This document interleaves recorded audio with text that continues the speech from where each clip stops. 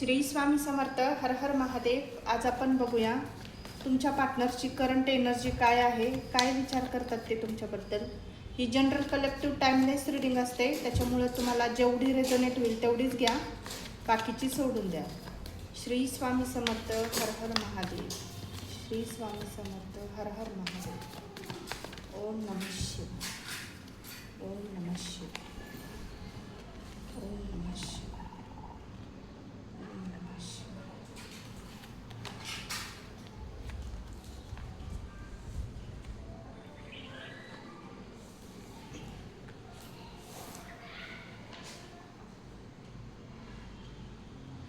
हे बघा, कार्ड्समध्ये मला असं दिसत आहे की तुमच्या पार्टनरची जी एनर्जी आहे ती खूप पॉझिटिव्ह पण दिसत आहे आणि निगेटिव्ह पण दिसत आहे तुमच्याबद्दल. मला असं वाटतंय की या रिलेशनमध्ये त्यांची ना इंट्युशन्स पॉवर खूप हाय दिसत आहे, धार्मिक असणारे हे. आणि मला असं वाटतंय की आज कुठेतरी हे धार्मिक स्थळाला पण गेले असेल, मंदिरात वगैरे, अशी एनर्जी मला येते. आणि त्यांना मला असं वाटतं ह्या रिलेशनला कुठेतरी नाव द्यायला, तुम्हाला कमिटमेंट द्यायला हे थोडंसं घाबरत आहे.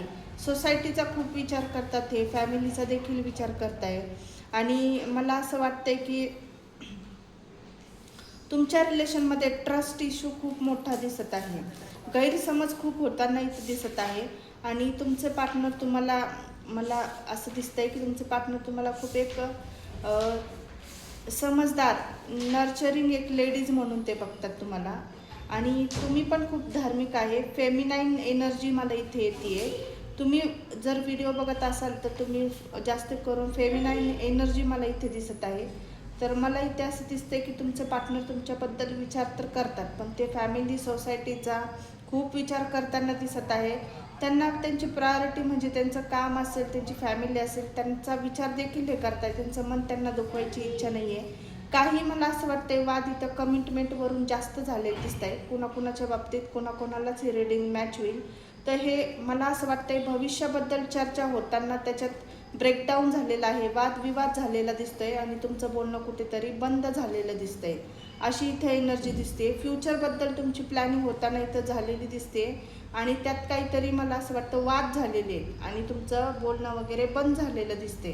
तर मला असं वाटतं की तुमचा पार्टनर तुमच्याबद्दल सिरियस तर आहे, पण सोसायटी, फॅमिलीचा देखील हे विचार करताना दिसत आहे. ह्यांना फॅमिलीचं मन देखील दुखवायचं नाही आणि तुमचं देखील दुखवायचं नाही आहे. पण ह्या गोष्टी बॅलन्स करण्याचा प्रयत्न येणाऱ्या भविष्यात करतील. आत्ता करत नाही आहे, पण येणाऱ्या काही दिवसामध्ये हे बॅलन्स करतील. त्यांना तुम्हाला ओव्हर कमिटेड करायचं नाही आहे किंवा पुढचं भविष्याबद्दल त्यांना कुठलेही वचन वगैरे त्यांना द्यायचं नाही आहे. त्यांना असं वाटतं की माझ्याकडून ही रिस्पॉन्सिबिलिटी पूर्ण होईल का, माझ्याकडून ही जबाबदारी होऊ शकते का. कारण फायनान्शियली हे खूप वीक दिसत आहे. फायनान्शियली ह्यांना पुन्हा पहिले एकदा स्ट्रॉंग होण्याचा यांचा विचार आहे आणि बॅलन्स करण्याचा खूप प्रयत्न करतात. ते दोन्हीकडे प्रयत्न त्यांचे सतत असतात, पण तुम्हाला खुश करण्यासाठी किंवा त्यांच्या घरच्यांना खुश करण्यासाठी दोन्हीकडे हे लागलेले असतात, काम करत असतात. पण खुश कोणीही नाही दिसते. मध्ये हे मला असं वाटतं की पिसत आहे, अशी ह्यांची एनर्जी आहे. तुमच्या दोघांमध्ये खूप निगेटिव्हिटी आलेली आहे. तुमच्या पार्टनरकडून तुम्हाला कमिटमेंट हवी आहे, तर हे द्यायला तयार नाही आहे. भविष्याचा हे विचार करताय, आत्ता जबाबदारी घ्यायला हे कुठेतरी टाळाटाळ करताना दिसत आहे. आणि त्यांचे विचार ह्या बाबतीत असेच आहे की मी ही परिस्थिती कशी सांभाळू, कसं मी हँडल करू, दोन्ही बाजू माझ्याकडून कशा हँडल झाल्या पाहिजेत, हे तुम्हाला देखील सोडू इच्छित नाही आहे. तुमच्यावर सुद्धा प्रेम खूप आहे आणि घरच्यांवर देखील प्रेम आहे. तुमचे वादविवाद नक्कीच ह्या गोष्टीवरून फ्युचरबद्दल झालेले दिसत आहेत. तर ज्यांना कुणाला ही रीडिंग मॅच झाली त्यांनी कमेंट बॉक्समध्ये मला नक्की येऊन सांगा की ही रीडिंग तुम्हाला मॅच झालेली आहे. क्लेम करा ही एनर्जी, लाईक करा, फॉलो करा.